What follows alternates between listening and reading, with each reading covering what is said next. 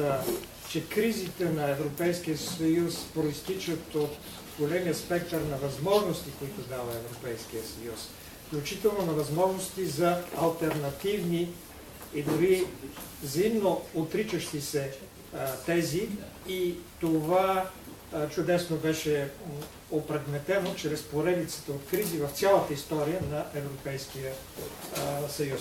Разбира се, някои от тезите сигурно ще подлежат на дискусия, затова сме отредили в края на първата част 30-минутна дискусия.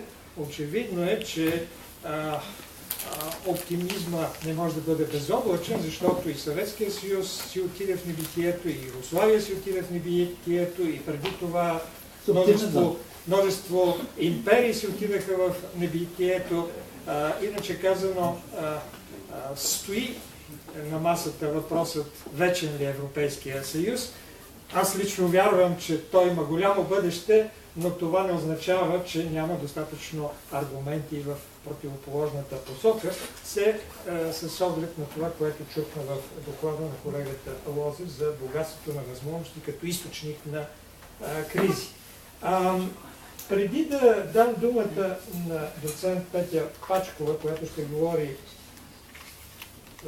за прехода от еврооптимизъм към евроскептицизъм или за тенденциите към такъв преход, бих искал да помоля всички докладчици, очевидно всички ще бъдат интересни, все пак да съблюдават регламент от 15 минути, за да имаме достатъчно време за дискусии. Всъщност, основна ценност на тази конференция е шанса да дискутираме по проблемите на Европейския съюз.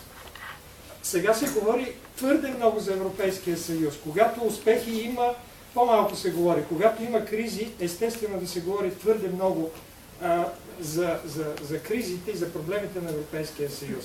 Но за да можем да обосновеме евентуално нашия оптимизъм, е добре да събереме на едно място аргументите за и против, да ги сблъскаме и да намерим вярното решение. И така, думата има доцент Петя Пачкова от еврооптимизъм към евроскептицизъм. Аз искам да се извиня, че напускам 10:30, имам друго събитие. Изключително интересна дискусия, ще предам на госпожа Габриел. И ако имате някаква възможност на заключителни бележки от конференцията, много ще се радваме да ни ги изпратите, за да ги предам и на нея. Добре, благодаря. Хубав ден и плодотворна дискусия.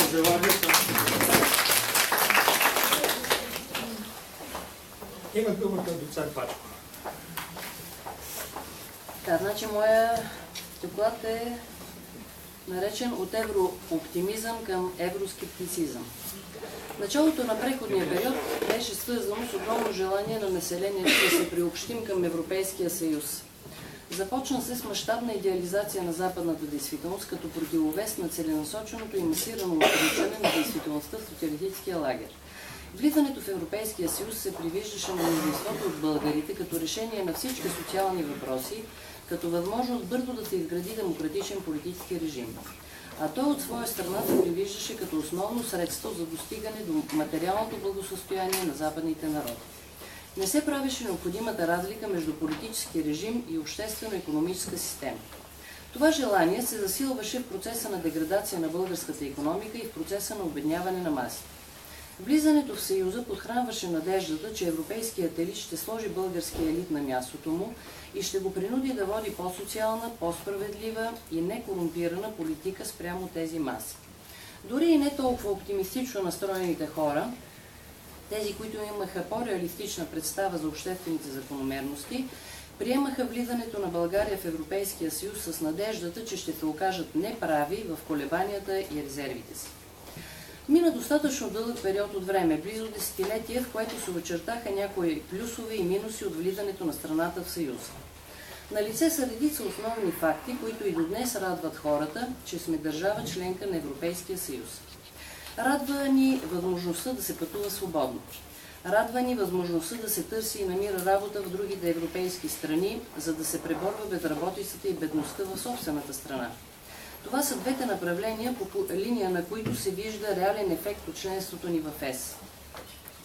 Налице е възможност да се получават финансови средства за започване или развитие на бизнес по линията на европейски проекти. Снижаващото се равнище на образователната ни система се компенсира до известна степен от възможността да се образоват младите в по-развитите европейски държави. Доста хора се радват на възможността да се търсят и намират липсващи в страната здравни услуги. Все по-често българи се лекуват в европейски страни или ако живеят в такива, се ползват от здравните им услуги. С други думи, от гледна точка на личността, тези възможности и до днес оправдават членството ни в Европейския съюз и подхранват еврооптимизма на част от населението. От гледна точка на развитието на цялото общество обаче, същите плюсове често пъти играят ролята и на минуси. Същите явления и процеси затормозват общественото развитие в страни като България. Възможността да пътуваме свободно се видя, че не се отнася за огромна част от населението, не по юридически, а по финансови причини. А от друга страна, отварянето на границите води до допълнителни стимули за напускането на България от страна на квалифицирани и полезни кадри, както и от млади хора, т.е. за обезкръвяване на страната. Включването на българската икономика в сложната конкурентна среда с по-развитите западни икономики доведе до тежки удари спрямо нея. В пълна степен се задейства закономерността по-силните икономики да налагат своите интереси и да затормозват развитието на по-слабите по икономически и политически път. Процес, който се засилва и поради характерните особености на етапа на глобализацията. Съзнателно и целенасочено бяха убити редица български отрасли чрез налагане на такива общоевропейски решения, които защитаваха икономическите интереси на по-развитите нации в Съюза. Емблематични примери са затварянето на реактори на атомната електроцентрала в Козлодуй, както и съсипването на военното ни производство. Чуждестранните инвеститори не е известно дали не вредят повече, отколкото помагат на българската икономика чрез ежедневната си производствена дейност. Влагат инвестициите си в сфери, в които при неблагоприятни за България условия черпят природните ресурси с помощта на неизгодни за нас концесии. Опитват се да развиват производства, които застрашават опазването на природната ни среда, например добиването на шистов газ. В ежедневното си производствено поведение не дават особен пример за спазване на Кодекса на труда. Напротив, в пълна степен и масово се възползват от недостатъчния контрол от страна на държавата в това отношение. И дори нещо повече, съдействат за този занижен контрол. Основен механизъм за понижаване на благосъстоянието на работещите в тях и на цялата нация са много по-ниските възнаграждения в сравнение с заплатите, които изплащат за същата работа на работещите в техните страни. Това до някъде има икономическо оправдание и не е незаконно, щом има търсене на работните места, които предлагат. Но в същото време те прилагат други методи на поведение, които са напълно незаконни и неприемливи.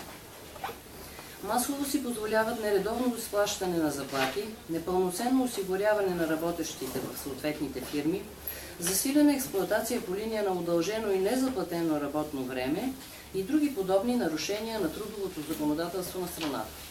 А от страна на Европейския съюз, на неговите институции не се забелязва особен интерес към тези нарушения на западните компании и към опити те да бъдат санкционирани с европейски норми и практики. Напротив, европейските правни норми и реалната практика на европейските институции съдействат твърде често за налагането на интересите на големите западни фирми, независимо от ефекта на поведението им върху българското общество. Подобни инвеститори са в основата на корумпирането на българския политически елит. Те купуват българските политици, шантажират ги, заплашват ги, принуждават ги да си затварят очите пред много нецелесообразни и незаконни елементи от поведението. Внасят корупционни практики, предават опита си на българските инвеститори. В същото време лобират за политически решения на европейско равнище, които водят до санкциониране на българския политически елит и оттам на страната по линия на соченето ни с пръст, че сме пример за висока степен на корупция, което има своето обратно влияние върху икономиката ни, води до допълнителни компромиси от страна на политическия ни елит. Отношението на работодателите в западните страни към българските работници в голяма част от случаите е свързано с повишена дискриминация. Налице е масово неуважение и подценяване само поради факта, че са работници от България или други подобни страни. Спрямо тях масово не се спазват клаузите на нормативните уредби на самите западни страни. При увеличаване на безработицата, имигрантите, в това число българите, са първия контингент от хора, които отпадат от работните места, независимо от тяхната производствена ефективност. Мафиотският елит от по-развитите европейски страни с огромно желание се свързва с българския мафиотски елит и съдейства за мафиотизирането на българската икономика. Расте единодействието на мафиите, глобализирането на тази дейност. На тази основа, освен на основата на увеличаването на другите причини за това, расте бедността и престъпността в страната. Етапът, в който станахме членове на Европейския съюз, е свързан с увеличаване на престъпността и в по-развитите западни страни. И влизането ни в Съюза по никакъв начин не противодейства на това, а може би напротив. Западните икономики и съответните политически елити са до голяма степен заинтересовани от липсата на достатъчна степен на държавност и ред в страни като България, за да могат да просперират съответните икономически субекти, в това число мафиотските, по най-удобния за тях начин. Да могат да купуват политици, да могат да експлоатират в по-голяма степен работниците си и да пренасят престъпния си бизнес от страна в страна. Възможността за трудова реализация на част от гражданите от по-неразвитите страни в по-развитите европейски страни има различни последици. От една страна е средство за икономическо оцеляване на много хора, на много семейства. Пращаните от тях пари влизат и в оборот чрез повишената покупателна способност на получаващите ги в България. Но от друга страна това пречи на развитието на икономиката на България, лишава я от инициативата и труда на много хора. От трета страна, такава трудова реализация става фактор за разбиване на семейства, за деградация на децата на работещи в чужбина родители, особено когато те са майки. Става фактор и за по-трудно решаване на проблема с намиране на семейен партньор на младите, които се лутат в търсене на удобно място за живот и работа. И докато го намерят, им минава времето за ефективно репродуктивно поведение, а оттам и задълбочаване на демографската криза. По линия на възможността да се образоваме където искаме, се увеличава процента на младежите, които се образоват в западните страни. Това в съчетание с демографската криза има за резултат ускоряване на деградирането на българската образователна система и допълнително забавяне темповете на деградация на образователните системи в по-развитите западни страни.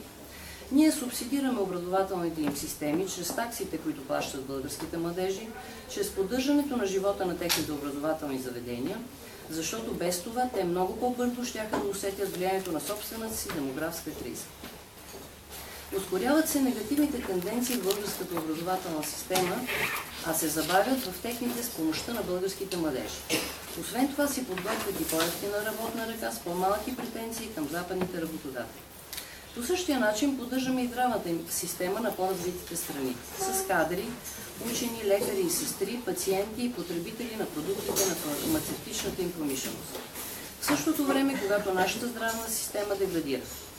От нация със самочувствие българската нация се превърна в нация от хора с ниско самочувствие, в нация от мазохисти и нихилисти.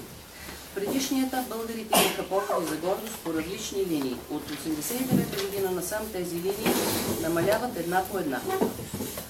Други лека по лека се натрупваха познания и емоции, които намаляваха възможността за идеализация на западната действителност, подкопаваха вярата в това, че влизайки в Европейския съюз, по-бързо и лесно ще се решат основни въпроси на българското развитие, на масите от хора. Лека по лека се натрупваха съмнения относно възможността на европейския тип демократични политически режими да решават ефективно всички проблеми на гражданите. Беше сериозно подкопано виждането, по-скоро вярата, че европейската демокрация е панацея за всички беди. А напоследък се забелязва и с просто око тенденцията на подриване основите на демокрацията, на увеличаване на неспазването на демократичните ценности, на намаляването на консумирането на демократичните права и самите европейски държави. Натрупваха се съмнения относно това, че членството на България в Съюза ще подпомогне съществено увеличаването на конкурентоспособността на българското производство, че доминирането на частната собственост по подобие на западните страни непременно ще увеличи производителността на труда. Увеличи се горчивият опит по линия на просперитета на българското селско стопанство, на опазването на околната среда, на осигуряването на законност и ред. Нови съмнения относно възможността Европейския съюз да функционира ефективно като едно цяло в интерес на всички страни членки напоследък се породиха във връзка и с проблемите около миграционните вълни. Оказва се, че интересите на различните европейски страни членки са твърде различни и възможностите за достигане на консенсусни решения са под въпрос. Трудно се постига обща политика. По-бедните страни членки трудно се съгласяват с вижданията на по-богатите и се опитват да налагат свои национални политики в сферата. Противоречията и между богатите страни членки са твърде големи, така че общите решения са много трудно достижими. Противоречивия икономически опит, нарастването на съмнението относно ефективността на демократичния политически режим върви ръка за ръка с нарастването на евроскептичните емоции и разсъждения. Тези евроскептични настроения са характерни не само за народите на бившите социалистически страни. Те се разпространяват все повече и повече сред народите на по-развитите европейски страни. Под влияние на нарастващите им икономически проблеми, на заплахите от миграционния поток и други фактори. Доверието на европейците в политическите институции днес продължава да намалява. Все повече европейци искат провеждане на референдуми по подобие на британския за членството им в ЕС в техните страни. Нараства количеството на хората в най-развитите европейски държави, които желаят отделяне на държавите им от Съюза. Изследване на общественото мнение от 2013 година отчита рекордно ниво на евроскептицизъм и липса на доверие в Съюза. Близо 60% от европейците казват, че нямат доверие на ЕС, което е най-високият резултат за последните 6 години. Над половината от българите казват, че не се чувстват европейски граждани. 3 години по-късно, през 2016 година, по-малко от половината българи възприемат положително членството на България в ЕС. Това показва последното проучване на Евробарометър, публикувано на сайта на Европейския парламент. Статистиката показва, че 47% от анкетираните българи виждат полза от членството ни в общността. За сравнение, през 2013 година този процент е бил 51%.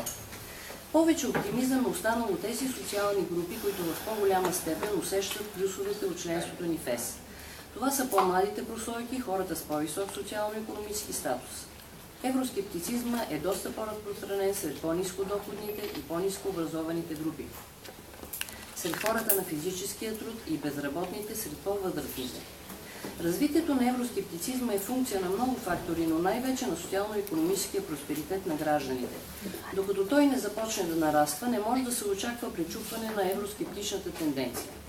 Но ми се струва, че потенциалът днес не е изчерпан и надявам се, че кризата ще доведе до преосмислене на някои ценности и механизми на работа на Съюза в името на неговото по-ефективно функциониране. Остават си на лице основните икономически и социални причини за неговото съществуване. Благодаря за вниманието. Благодаря на доцент Пачкова. Както предполагах, на тази конференция ще има място както за аргументите на еврооптимизма, така и на евроскептицизма.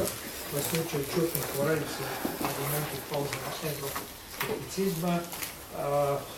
Аз се надявам, че в рамките на отреденото време за дискусии ще чуем не само позиции, но и факти в подкрепа на тези аргументи. Сега давам думата на доцент Силов. Казах в началото, че започнахме с прехвърляне на мостове между философия и политология. В случая, навярно, ще стане дума за прехвърляне на мостове между политология и икономика, имайки предвид заниманието на колегата Силов. Има дума пред колегата Силов с доклад възход и падение на европейската модела. Благодаря. Искам да започна с така наречения задължителен оптимизъм, който изпитна колегата Лозев. Както се казва, оптимизма вижда светлината в края на тунела, оптимистът в края на тунела. Песимистът вижда безкрайния тунел, а реалистът стои на релсите и вижда светлините на връхлитащия влак. Така че, когато говорим за оптимизъм, трябва да видим що за формирование това Европейски съюз и какви интереси стоят зад него. Затова искам да започна с идеята за Обединена Европа. Призракът на Обединена Европа, който отдавна ходи по стария континент. Още през 1849 година Виктор Юго формулира призива за Европейски Съединени щати. Тук трябва да споменем и химерата на Наполеон за континентална империя Европа, която даде по-късно повод на бившия председател на Европейската комисия Барозо да казва, че ние сме империят по